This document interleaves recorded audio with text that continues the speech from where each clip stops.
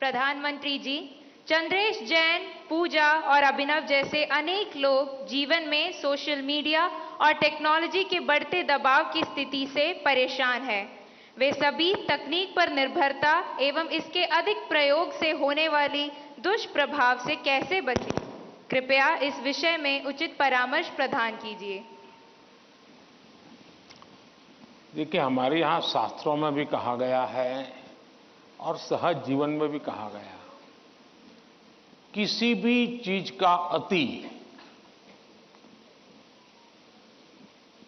किसी का भला नहीं करता है। हर चीज उसका एक मानदंड होना चाहिए, उसके आधार पर होता है। अगर मान लीजिए मां ने बहुत बढ़िया खाना बनाया है, न्यूट्रिशन की दृष्टि से रिच है, टेस्ट आपकी पसंद का है, समय भी खाने का है, लेकिन बस खा रहे हैं, मां परोसती जा रही है। क्या ये संभव है? क्या संभव है? क्या कभी कभी तो आप मां को कहो, नहीं मां बस बहुत हो गया, अब नहीं खा सकता हूं, करते हो कि नहीं करते हो?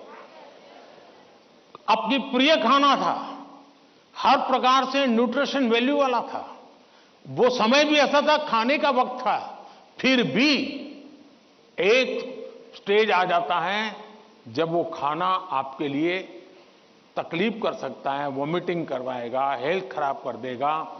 आपका कितना ही प्रिय खाना, आपको रुकना पड़ेगा। रुकना पड़ता कि नहीं रुकना पड़ता? वैसे ही मोबाइल के ऊपर कितना ही प्रिय चीजें, कितनी ही चीजें आती हो, लेकिन कुछ तो समय तय करना पड़ेगा।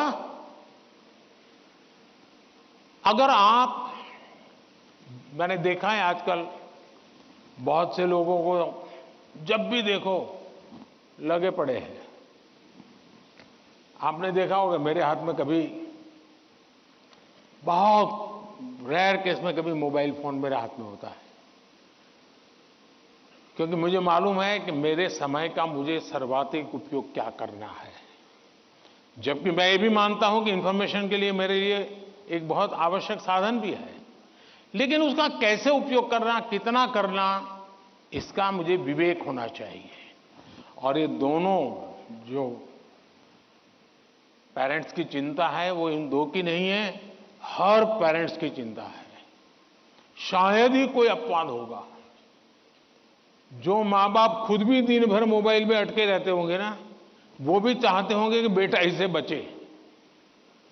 और आपने देखा होगा, सबसे बड़ी बात, आपके जीवन को बहुत कुंठित कर देता है जी।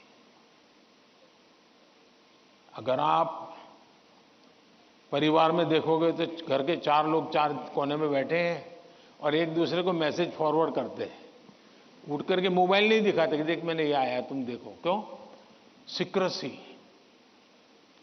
ये इसके कारण एक बहुत बड़ा अविश्वास पैदा करने में ये भी एक साधन बन गया आजकल। अगर मां ने मोबाइल फोन को हाथ लगा दिया, बस आ गया घर में तूफान। तुम कौन होती है मेरे मोबाइल को हाथ लगाने वाली? यही हो जाता है। मैं समझता हूं कि परिवार में कुछ नियम होने, जैसे खाना खाते समय डाइनिंग टेबल पर कोई इलेक्ट्रॉनिक गैजेट नहीं होगा, मतलब नहीं होगा। सब लोग खाना खाते समय गप्पे मारेंगे, बातें करेंगे, खाना खाएंगे। ये हम डिसिप्लिन फॉलो कर सकते हैं।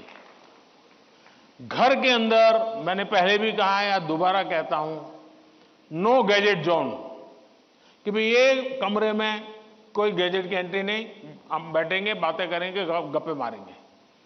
परिवार के अंदर वो ऊष्मा का वातावरण उसके लिए जरूरी है।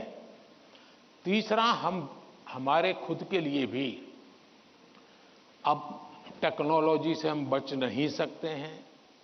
टेक्नोलॉजी को बोझ नहीं मानना चाहिए, टेक्नोलॉजी से दूर भागना नहीं चाहिए, लेकिन उसका सही उपयोग सीखना उतना ही अनिवार्य है। अगर आप टेक्नोलॉजी से परिचित हैं, आपके माता पिता को पूरा नॉलेज नहीं है, सबसे पहला आपका काम है आज मोबाइल पर क्या क्या अवेलेबल है उनसे चर्चा कीजिए, उनको एजुकेट कीजिए और उनको विश्वास में लीजिए कि देखिए मैथ्स में मुझे ये चीज़ें यहाँ मिलती हैं, केमिस्ट्री में मुझे ये मिलती हैं, हिस्ट्री में ये मिलती हैं और मैं इसको देखता हूँ, आप भी देखिए। तो वो भी थोड़ी रुचि लेंगे, वरना क्या होगा, हर बार उनको लगता होगा कि मोबाइल मतलब ये दोस्तों के साथ चिपका हुआ है, मोबाइल मतलब रील देख रहा है। अगर उसको पता चले कि भाई इसमें ये पार्ट है, इसका मतलब ये नहीं कि माँ बाप को मूर्ख बनाने के लिए बढ़िया चीज दिखा दे और फिर दूसरा करे, ऐसा नहीं हो सकता है। हमने पूरे परिवार में पता होना चाहिए क्या चल रहा है। हमारे मोबाइल फोन का लॉक करने का जो नंबर होता है वो परिवार के सबको अगर पता हो तो क्या नुकसान होगा। परिवार के हर सदस्य को हर एक मोबाइल का अगर इतनी ट्रांसपेरेंसी आ जाए, आप काफी बुराइयों से बच जाएंगे, काफी बुराइयों से बच जाएंगे। कि भाई हर किसी को हर एक भले मोबाइल अलग होगा लेकिन उसका जो कोड वर्ड है उसको मालूम है, तो ये भला हो जाएगा।